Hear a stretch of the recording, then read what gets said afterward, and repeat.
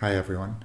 I was reading the book of Philemon in the New Testament and doing some work there in the first few verses. I noticed the word church again, and this word is a word that most Christians don't actually know what the word means.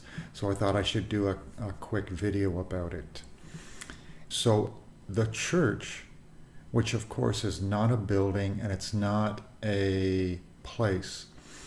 It's not just a word to describe, the congregation. The word in the original language, which is Greek, is ekklesia. And what it actually means is to be called out. To be called out. So, as in, to be called out from among the world and the things thereof. Now, it doesn't mean that we are supposed to leave the world or, go away from all the people of the world into our own community. That's not what it means. It's really talking about an instruction to the heart.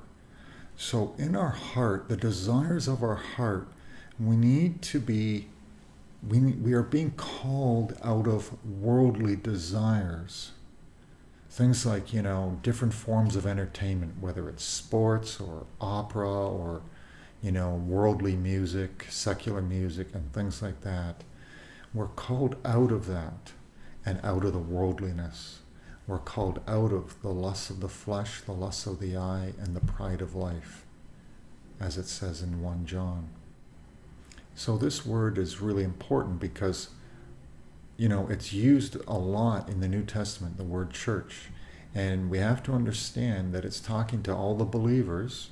It does mean all the believers, but it says more than that. It's not just that you're a believer, it's that you're called out.